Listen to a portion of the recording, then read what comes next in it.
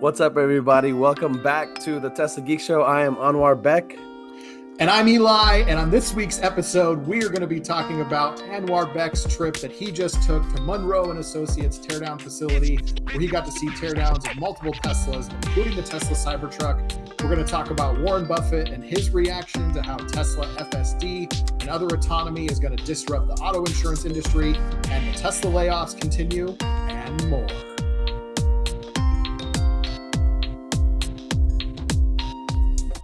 All right, Anuarbek, you just had a fantastic trip this weekend up to Chicago to go meet Munro and team. We saw a little bit of it coming out on your Twitter or X and Instagram. Tell us about that, man. How was that? I actually went to Detroit. Everybody, I don't know why.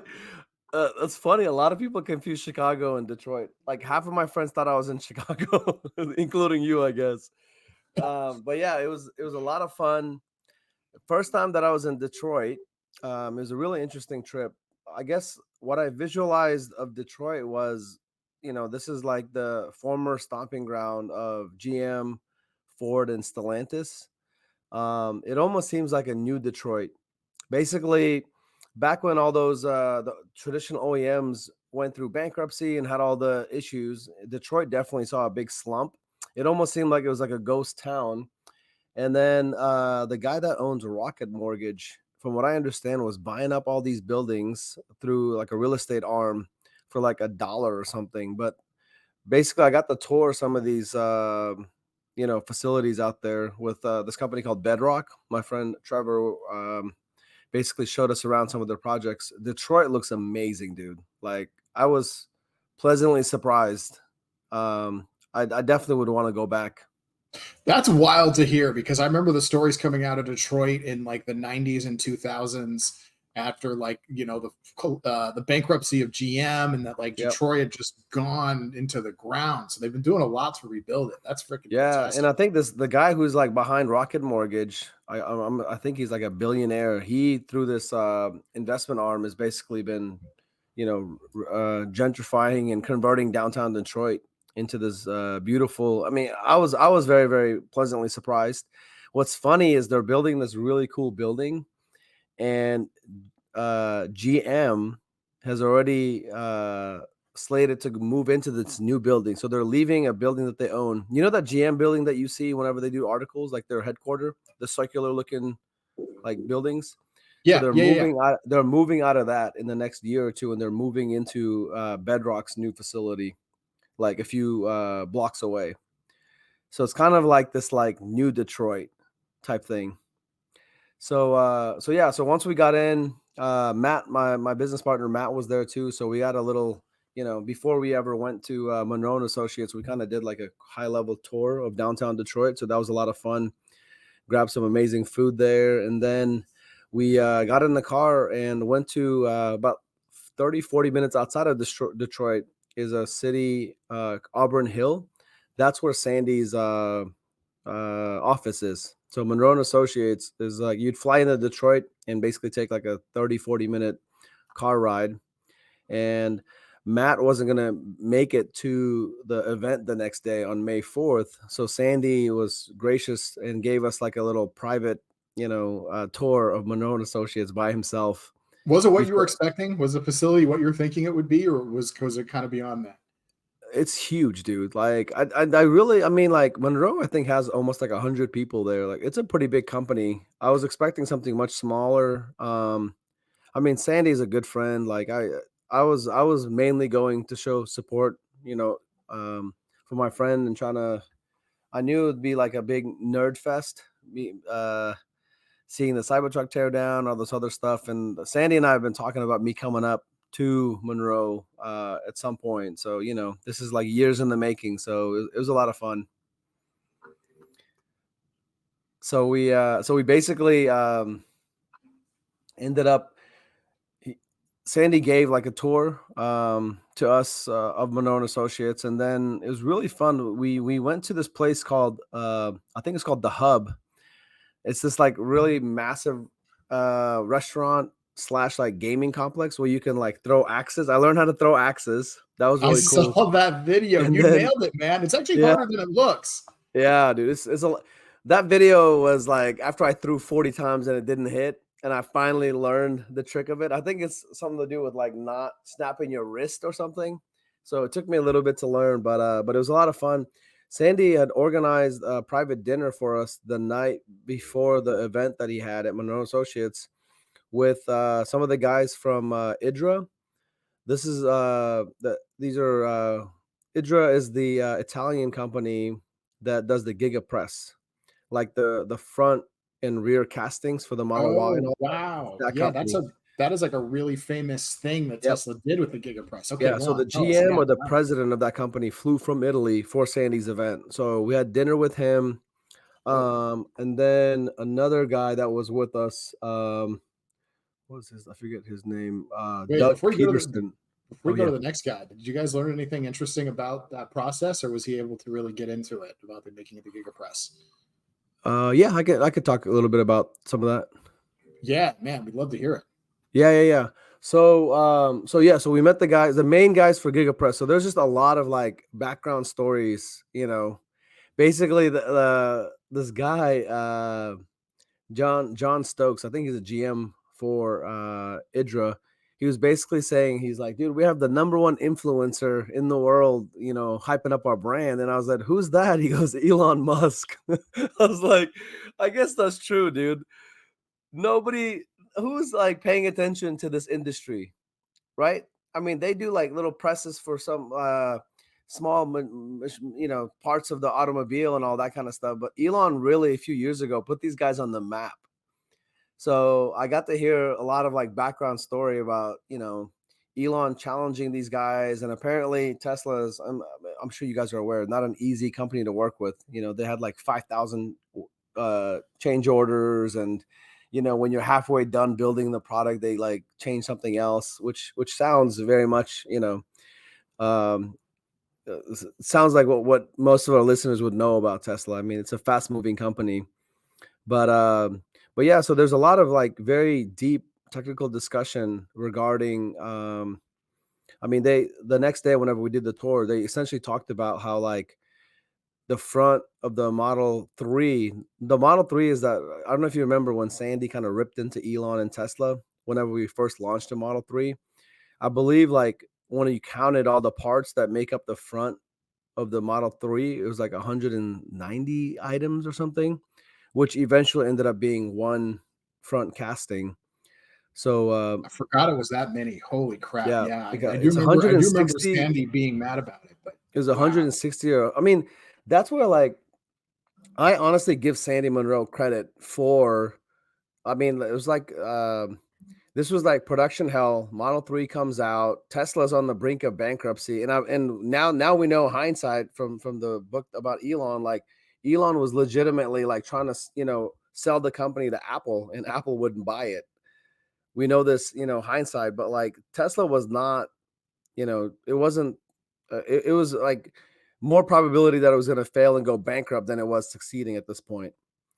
And Sandy comes on the scene and does a very thorough teardown of the Model Y, and like the very first time Sandy like came on the scene in the Tesla community, it wasn't for positive stuff.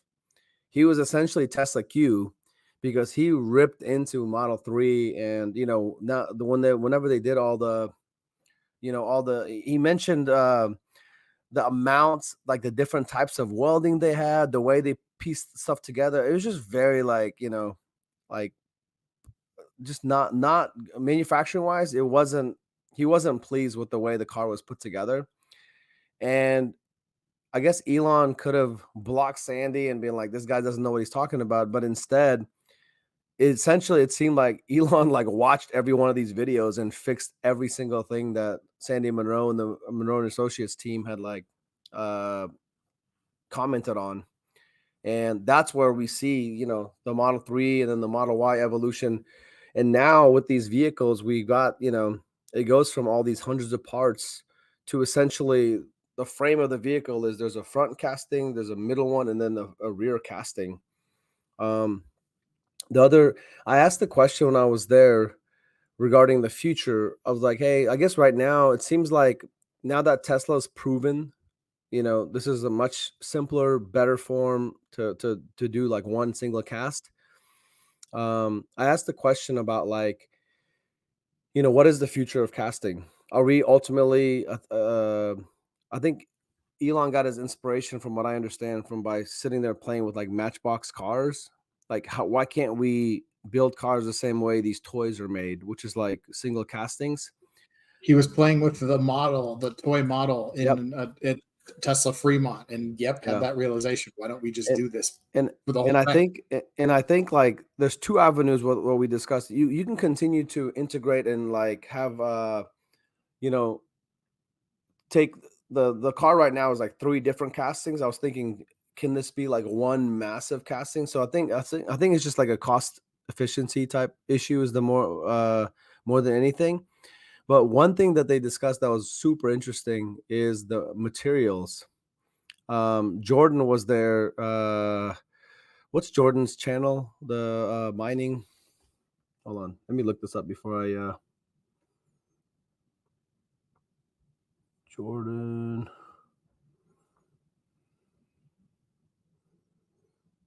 You know what I'm talking about, dude? I don't. I actually have no idea. So Oh, once you he get does that all the answered, he just does all the jump battery back into tech the stuff. once you get Yeah, that nailed hold on, down, hold on. jump back into the combo Oh, with it, and Jordan then Giesecke, the limiting factor. okay, cool. Yeah. So so my friend Jordan Giesecke was there, the guy that has the YouTube channel, The Limiting Factor, who talks deep like battery tech and all that kind of stuff.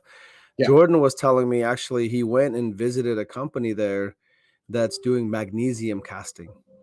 I don't know if you saw that on X. He basically like I think it's like 1/3 of the weight of the aluminum castings that Tesla is doing right now if you're using magnesium. But the issue with I think it's like just as strong and it's way lighter. So it makes sense that eventually we're gonna evolve to like stronger, lighter materials.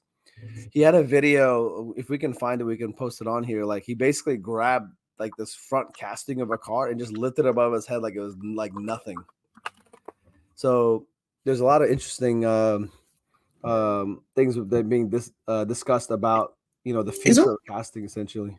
isn't one of the issues with magnesium is the way it burns? Yes, yes, but I think I don't remember the ins and outs, but like I feel like that's also one of these like it seemed like it's FUD, like it's not like exactly it's magnesium just has like bad PR. But I don't from what I understand, and I didn't like I should have spent more time talking to him. Maybe we can have Jordan on so he can like discuss it a little bit more with us. Yeah, let's do that. I'd love to hear about Yeah. that because like I know the magnesium, you can buy magnesium ribbon, you can put magnesium into fireworks and it burns bright and hot as hell. Yeah, I'm yeah. guessing they've probably figured out some I think they mix figured that they're something doing out. with body castings because like Yeah, people think EV battery fires are bad. Boy, you would not want to run away magnesium fire under your yeah. hood. So yeah, And let's have then him on later to talk about that. Go ahead. definitely. Another interesting person that I met was a guy named Doug Peterson. He's the owner of a three-dimensional services group. I think they do a lot of these they're like subcontractor manufacturers to Tesla and a lot of the traditional OEMs making parts that I think aren't like I mean they can mass produce vehicles as well, but they do a lot of like partnerships with Tesla. So the dinner was really awesome because you got to talk to these like industry leaders, companies that work very closely with Tesla. So just hearing their perspective was a lot of fun. And of course, it's always a good time when you're hanging out with Sandy. Man, dude, it looked like a great time, and thank you very much for inviting me. I wish I could have joined you. We got Yeah, a big Starman Kickstarter release going live in like 5-6 days, so we couldn't do it. that's right. I got to share this before we finish talking about Sandy. Sandy released this video in reaction to all the Tesla layoffs. I'm going to play it here right now. Okay. This is just like a 1 minute segment of the full 11-minute video, but this is hilarious. And he's absolutely right about this. So let's take a look. Note, every time I pick up a newspaper or a magazine that talks about Elon Musk, it's the same old crap. Look around. Look around. This is information. This is data. This is analytics. This is money. How much does it cost? How much can be built? What's the characteristics? Has it been tested? All this other crap. And yet, some moron will come on CNN or whatever channel, I don't know, they're all under the bus as far as I'm concerned, and say things that just aren't true. This is what they do. If it bleeds, it leads. This is the only rule in the media. How do they sell papers? Fear. When you listen to it, what are you, out of your mind? Look at, you have to start thinking. You have to start thinking when they say that, you know, oh, the whole world's going to come to an end. What's it? They're trying to sell newspapers. You got, dude, I love Sandy. You know the best thing about Sandy, dude? I What's think that? he's like 70 something, but like Sandy is, I think when you get to his age, he just says whatever. Like you can't influence Sandy. You know what I mean? Like he's gonna I've say watched it. his He's gonna, producer, who's yeah, got to handle him try. yeah, Sandy doesn't care. Sandy does yeah, what Sandy wants.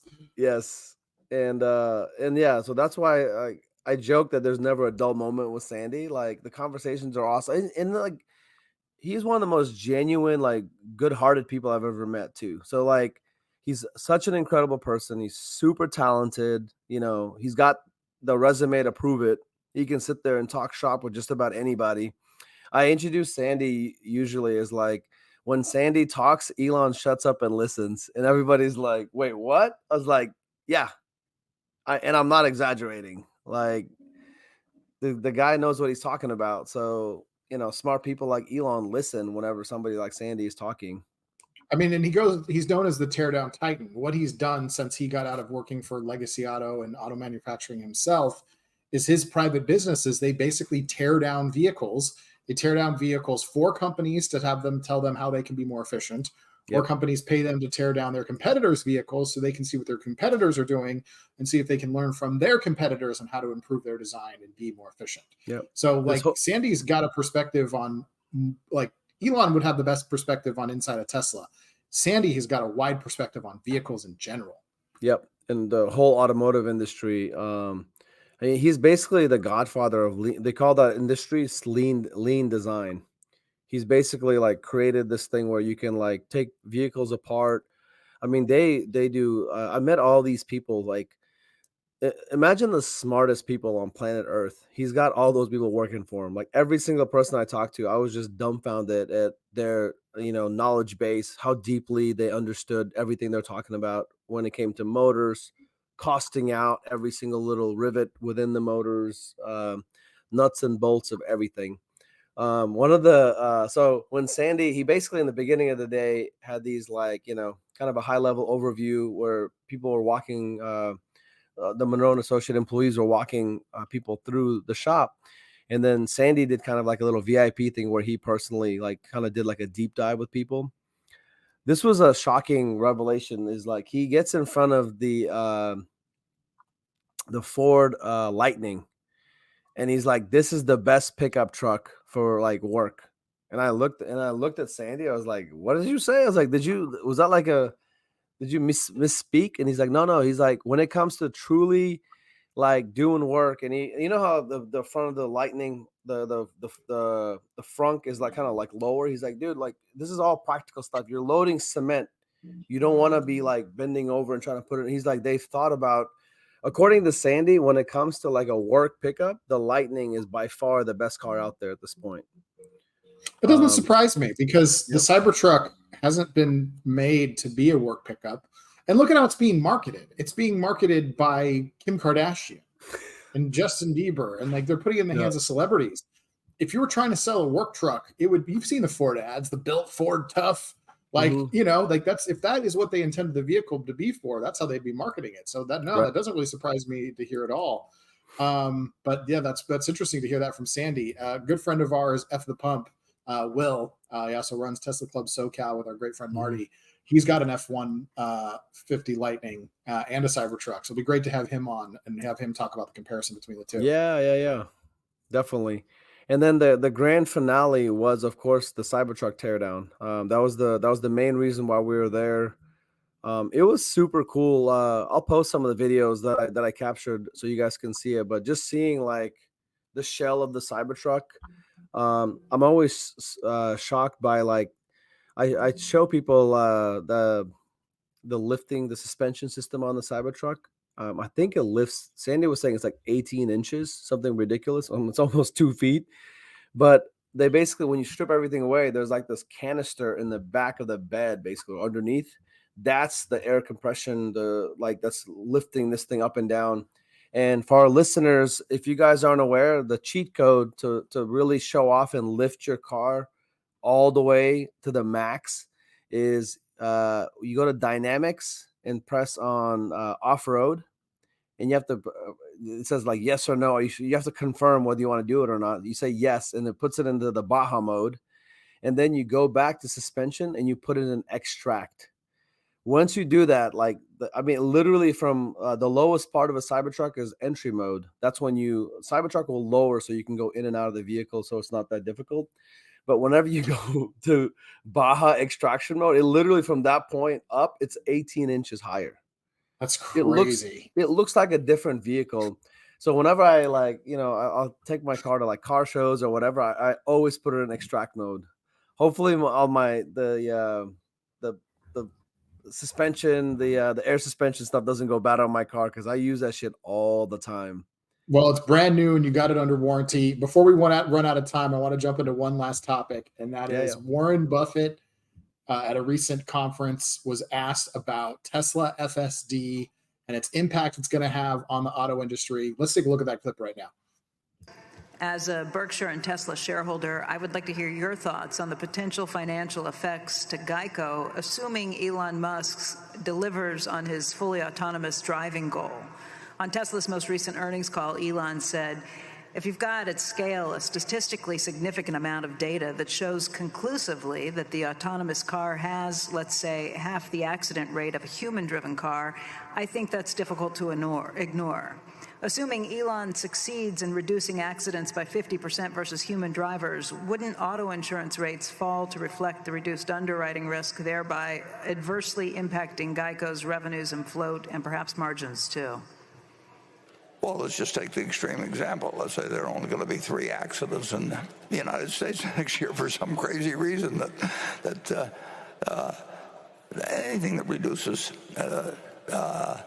accidents is going to reduce costs, but that's been harder to do than people have done before. But obviously, if it really happens, the figures will show it, and our data will show it, and the prices will come down. There have been a lot of people talk about doing that in the past. I mean, General Motors used to be very big in the insurance business, and when Uber first started, they used some firm, which now is, I think Ajit will confirm, they're close to bankruptcy now, aren't they, because of taking things on at the wrong prices? Is that true? Yeah. Insurance always looks easier than it is, and it's so much fun because you get the money at the start, and then you find out whether you've done something stupid later on. But it's a very tempting business when somebody hands you money and you hand them a little piece of paper. But really knowing whether if accidents get reduced 50%, it's going to be good for society, and it's going to be bad for insurance companies' volume. But good for society is what we're looking for. I love his line about insurance is a fun industry. People hand you the money up front, then you find out later if you did something stupid or not. Yeah, that's hilarious. But what about his take on the impact of autonomy reducing accidents on the insurance company business? I think he's being pretty realistic. This was actually a big topic of discussion with Sandy and the IDRA guys too. Like, we were talking about how, I don't know when, but when most cars are autonomous, we don't need to build cars as tough as they are, right? If your car is legitimately like programmed not to hit anything in the future, Sandy and I, with all the other guys, we talked about what could cars be made out of? Essentially, like carbon fibers, plastics. You know what I mean? Like, imagine where the software will prevent you from getting into these massive accidents. How does that not change the insurance and everything, the way we interact with other drivers. That's a good point. If you get humans off the road entirely, when you do, which we may be on the tail end of our lifetimes when we see humans removed from the road entirely, and you remove accidents entirely, you no longer have that driving constraint of a safety rating if you can remove accidents largely at all. So you're right. That'll be very interesting to see what kind of materials we can get into as we go forward. And it's funny that the Warren Buffett's comment about, he didn't say a specific number per se about what it's going to do to the auto industry there, rather that their volumes are going to decrease. The insurance industry is still going to be profitable. They're just going to have a lot less people working in automotive insurance because it's going to be a very simple policy to cut. It's going to be, what's the data of the viability of this program? What's our profit margin? Here's what we charge you. Wham, bam, thank you, ma'am. Move on forward. And because autonomy will only get better over time, their profit margins will increase in those shrinking windows. So yeah, the companies will get smaller. They'll have less employees, but insurance is never going to stop being a profitable industry. Yeah, I agree. What is your thought on like those chips they put in cars and, like insurance for you because they're tracking everything do you have that on your insurance? I own a Performance Model S. I will never use a feature like that for my insurance. I didn't buy a car that accelerates this fast and goes this fast, not to use it. Yeah. And by the way, it's funny. I actually have recently been rewatching the old Top Gear episodes. Yeah. And Clarkson cannot stand the traffic laws in the UK. And he specifically looked at the data of the accident rate in the UK before and after the UK added the automatic speed trap systems. Like they just have the cameras on poles that if they capture you speeding, you get a ticket in the mail. Yep. And accident deaths was unchanged by these speed camera systems. The moral of the story is, yes, there are times that accidents are increased by speed. And in his data in the UK, it was only 7% of accidents were affected by speed. It is a lie that speed kills. Bad driving kills. You can sometimes drive your vehicles very fast on public roads and harm no one. Specifically I-10 East going across Texas. I've done it many times going from San Diego, California to Brownsville. You get on I-10 in the middle of nowhere. You could not find a car for miles and you can let your car rip and nothing bad happens. Yeah. So no, I will never let an insurance company monitor my driving. Like I've driven where the speedometer turns red. I don't know if you know what speed that's past, but I don't want an insurance company knowing I'm doing that. Yeah. I was talking to my dad recently, and he was telling me in Kazakhstan, I mean, this is where like this little bit of like authoritarian type rule can come in. They're taking the cameras on the highways a little bit too far, where now like from one camera to another, they see which car it is and they do the math to see how fast you're driving when this camera saw you, and 20 miles later when this camera saw you. So if you happen to be driving fast, humans like, we're gonna do all this stuff, right? We're gonna drive fast and then we're gonna sit there and wait so we don't get a ticket, right? You see what I'm saying? Yes. Yeah, that's where this thing can head. Is like, it's so crazy. They actually will do some tickets by that in the US. Like there's places in California that it'll say speed is being monitored by air. And effectively there's two marks on the asphalt that they measure when you cross the line on the freeway and when you cross the other side of the line. And if you're being monitored, they will send you a ticket via the mail that the airplane captured. Not done super frequently. And my understanding is that under California law, that is by definition a speed trap. So all of those tickets are invalid. And if you can test it, you'll get out of it. The thing is, the average person doesn't know, so they just pay the ticket. But I think that's going to be it for this time. I just want to say, guys, thank you so much for joining us for this week's episode of the Tesla Geek Show. And we look forward to having you back for more.